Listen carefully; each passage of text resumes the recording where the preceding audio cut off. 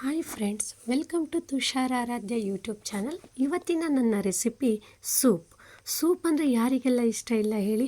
ಹೋಟೆಲ್ಗೆ ಹೋದರೆ 120 ರೂಪಾಯಿ 140 ರೂಪಾಯಿ ಕೊಟ್ಟು ಸೂಪನ್ನು ತೊಗೊಂಡು ಕುಡಿತೀವಿ. ಅಂಥ ಹೆಲ್ತಿ ಸೂಪ್, ಅದರಲ್ಲೂ ಹೆಚ್ಚು ನ್ಯೂಟ್ರಿಯೆಂಟ್ ಹೊಂದಿರುವಂಥ ರಾಗಿ ಸೂಪನ್ನು ಮನೆಯಲ್ಲೇ ಮಾಡೋದು ಹೇಗೆ ಅಂತ ತೋರಿಸ್ಕೊಡ್ತೀನಿ. ತುಂಬ ಸಿಂಪಲ್ಲು, ತುಂಬ ರುಚಿಯಾಗಿರುತ್ತೆ. ದೊಡ್ಡೋರಿಂದ ಹಿಡಿದು ಚಿಕ್ಕ ಮಕ್ಕಳು ಕೂಡ ಇದನ್ನು ಕುಡಿಲಿಕ್ಕೆ ಇಷ್ಟಪಡ್ತಾರೆ. ಮೊದಲಿಗೆ ಇದಕ್ಕೆ ಬೇಕಾಗಿರುವಂಥ ಇಂಗ್ರೀಡಿಯೆಂಟ್ಸ್, ಇಲ್ಲಿ 1 ಕ್ಯಾಪ್ಸಿಕಮ್, 6ರಿಂದ 7 ಬೀನ್ಸನ್ನು ಸಣ್ಣದಾಗಿ ಕಟ್ ಮಾಡಿದ್ದೀನಿ, 1 ನವಲಕೋಸು, 1 ಕ್ಯಾರೆಟ್, 2 ದೊಡ್ಡ ಗಾತ್ರದ ಈರುಳ್ಳಿ, ಇದಿಷ್ಟನ್ನು ಕೂಡ ಸಣ್ಣದಾಗಿ ಕಟ್ ಮಾಡಿದ್ದೀನಿ, ಅರ್ಧ ಹೋಳು ನಿಂಬೆಹಣ್ಣು, ನಂತರ ರುಚಿಗೆ ತಕ್ಕಷ್ಟು ಉಪ್ಪು, 1 ಸ್ಪೂನ್ ಪೆಪ್ಪರ್ಸ್ ಪೌಡರ್, 3ರಿಂದ 4 ಸ್ಪೂನ್ ಎಣ್ಣೆ, 2 ಗೆಡ್ಡೆ ಬೆಳ್ಳುಳ್ಳಿ, ಅರ್ಧ ಇಂಚಷ್ಟು ಶುಂಠಿ, ಸ್ವಲ್ಪ ಕೊತ್ತಂಬರಿ ಸೊಪ್ಪು. ಇಲ್ಲಿ ಬೆಳ್ಳುಳ್ಳಿ ಮತ್ತು ಶುಂಠಿನ ನೀಟಾಗಿ ಸಣ್ಣದಾಗಿ ಹಚ್ಚಿಟ್ಕೊಂಡಿದ್ದೀನಿ. ನಂತರ 1 ಟೀ ಕುಡಿಯೋ ಗ್ಲಾಸಲ್ಲಿ ನೀರು ಹಾಕಿ 3 ಸ್ಪೂನಷ್ಟು ರಾಗಿ ಹಿಟ್ಟನ್ನು ಹಾಕಿ ಚೆನ್ನಾಗಿ ಅದನ್ನು ಮಿಕ್ಸ್ ಮಾಡಿಟ್ಟಿದ್ದೆ. ಗ್ಯಾಸ್ ಫ್ಲೇಮ್ನ ಆನ್ ಮಾಡಿ ಒಂದು ಪಾತ್ರೆನ ಇಟ್ಕೊಳ್ಳೋಣ.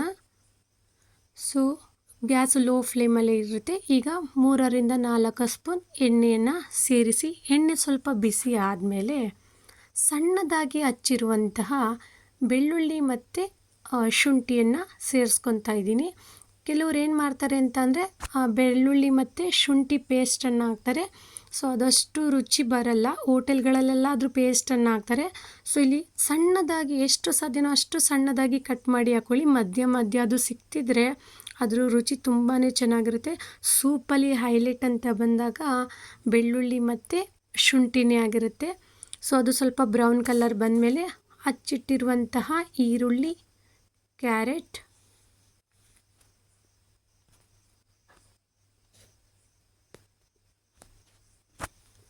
ನವಲಕೋಸು ಅಂದರೆ ಗೆಡ್ಡೆಕೋಸನ್ನು ಸೇರಿಸ್ಕೊತಾ ಇದ್ದೀನಿ.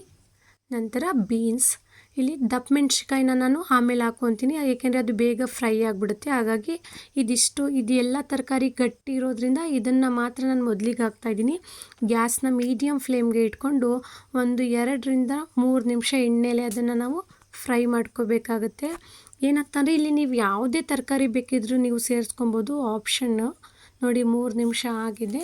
ಆ ನಂತರ ಅದಕ್ಕೆ ನಾನು ಸಣ್ಣದಾಗಿ ಹಚ್ಚಿಟ್ಟಿರುವಂಥ 1 ದಪ್ಪ ಮೆಣಸಿನ್ಕಾಯಿ, ಕ್ಯಾಪ್ಸಿಕಮ್ನ ನಾನು ಸೇರಿಸ್ಕೊಂಡು ಇದನ್ನು ಕೂಡ ಚೆನ್ನಾಗಿ ಫ್ರೈ ಮಾಡ್ಕೊಳ್ಳೋಣ. ಏನಂತಂದರೆ ಎಣ್ಣೆನಲ್ಲೇ ಇದನ್ನು ನಾವು 5 ನಿಮಿಷ, ಟೋಟಲ್ 5 ನಿಮಿಷ ನಾವು ಇದನ್ನು ಫ್ರೈ ಮಾಡ್ಕೊಬೇಕಾಗುತ್ತೆ.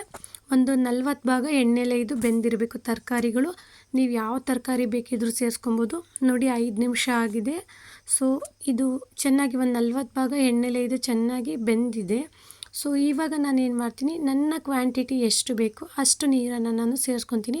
ಸುಮಾರು ಇಲ್ಲಿ ನಾನು 1 ಲೀಟರ್ನಷ್ಟು ನೀರನ್ನು ಸೇರಿಸ್ಕೊತಾ ಇದ್ದೀನಿ. ಸ್ವಲ್ಪ ಜಾಸ್ತಿ ಮಾಡ್ಕೊತಾ ಇದ್ದೀನಿ. ಏನಂತಂದರೆ ಇದಕ್ಕೆ ನಿಮ್ಗೆ ಯಾವುದೇ ಮೆಜರ್ಮೆಂಟ್ ಬೇಕಾಗಿಲ್ಲ. ಇಲ್ಲಿ ನೀವು 1 ಬೌಲಷ್ಟು ಸೂಪ್ ಮಾಡ್ತೀರಾ ಅಂತಂದರೆ 1 ನೀರು ಕುಡಿಯೋ ಗ್ಲಾಸಲ್ಲಿ 1 ಸ್ಪೂನಷ್ಟು ರಾಗಿ ಹಿಟ್ಟನ್ನು ನೀವು ಮಿಕ್ಸ್ ಮಾಡ್ಕೊಬೇಕಾಗುತ್ತೆ. ಅಂದರೆ 1 ಗ್ಲಾಸ್ಗೆ 1 ಸ್ಪೂನಷ್ಟು ರಾಗಿ ಹಿಟ್ಟನ್ನು ಮಿಕ್ಸ್ ಮಾಡ್ಕೊಳ್ಳಿ. ತುಂಬ ಗಟ್ಟಿಯಾದರೆ ಚೆನ್ನಾಗಿರಲ್ಲ. ಗ್ಯಾಸು ಮೀಡಿಯಮ್ ಫ್ಲೇಮಲ್ಲೇ ಇದೆ. ರುಚಿಗೆ ತಕ್ಕಷ್ಟು ಉಪ್ಪನ್ನು ಸೇರಿಸ್ಕೊಳ್ಳಿ. ಉಪ್ಪನ್ನು ಇಷ್ಟೇ ತಗೊಳ್ಳಿ, ಮೆಜರ್ಮೆಂಟ್ ಅಂತ ನಾವು ಹೇಳಲ್ಲ. ಯಾಕೆಂದರೆ ಒಬ್ಬೊಬ್ಬರು ರುಚಿ ಒಂದೊಂದು ರೀತಿಯಾಗಿರುತ್ತೆ. ಉಪ್ಪನ್ನು ನೋಡಿ ಹಾಕ್ಕೊಳ್ಳಿ, ಯಾವುದೇ ವೀಡಿಯೋದಲ್ಲಾದರೂ ಅಷ್ಟೇ. ನೋಡಿ ಪುನಃ 2 ನಿಮಿಷ ಆಯಿತು. 2 ನಿಮಿಷಕ್ಕೆ ಅದು ಕುದಿ ಬರ್ತಿದೆ. ಈ ಸ್ಟೇಜಲ್ಲಿ ನಾನೇನು ಮಾಡ್ತೀನಿ, ಕಲಸಿಟ್ಟಿರುವಂಥ ರಾಗಿ ಹಿಟ್ಟಿನ ಮಿಶ್ರಣವನ್ನು ನಾನು ಸೇರಿಸ್ಕೊತಾ ಇದ್ದೀನಿ. ಇನ್ನೊಂದು ಸಲ ಹೇಳ್ತಾ ಇದ್ದೀನಿ, ನಿಮಗೆ ಸ್ವಲ್ಪ ಗಟ್ಟಿ ಬೇಕಂತ ಅಂದರೆ 1 ಗ್ಲಾಸ್ ನೀರಿಗೆ 1.5 ಸ್ಪೂನಷ್ಟು ರಾಗಿ ಹಿಟ್ಟನ್ನು ಸೇರಿಸ್ಕೊಳ್ಳಿ.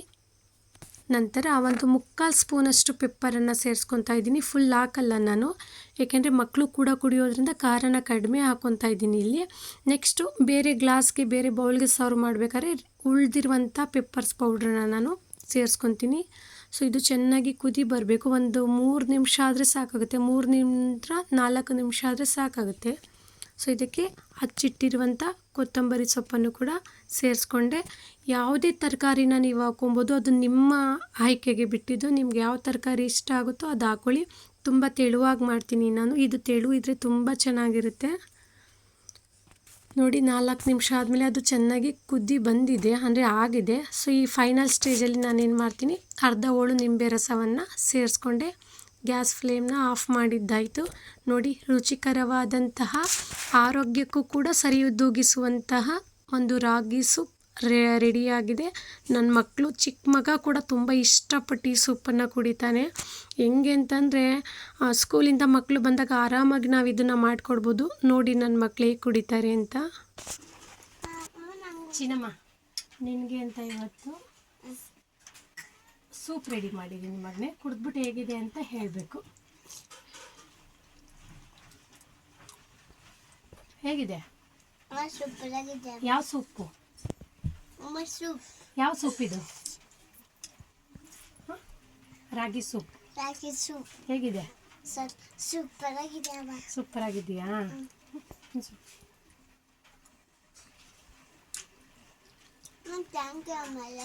ಏನಪ್ಪ? I love you. Thank you so much. Love you too. Love you too, Amma.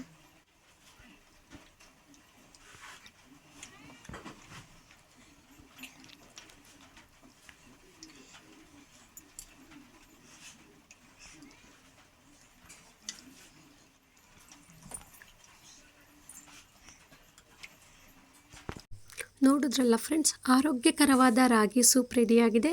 ಯಾರೆಲ್ಲ ನನ್ನ ಚಾನಲನ್ನು ಸಬ್ಸ್ಕ್ರೈಬ್ ಮಾಡದೆ ವಿಡಿಯೋನ ನೋಡ್ತಿದ್ದೀರಾ, ಪ್ಲೀಸ್ ಚಾನಲನ್ನು ಸಬ್ಸ್ಕ್ರೈಬ್ ಮಾಡಿ, ವಿಡಿಯೋನ ಲೈಕ್ ಮಾಡಿ ಮತ್ತು ಶೇರ್ ಮಾಡಿ. ಮತ್ತೊಂದಷ್ಟು ಒಳ್ಳೆಯ ರೆಸಿಪಿಯೊಂದಿಗೆ ಮತ್ತೆ ನಿಮಗೆ ಸಿಗ್ತೀನಿ. Thank you.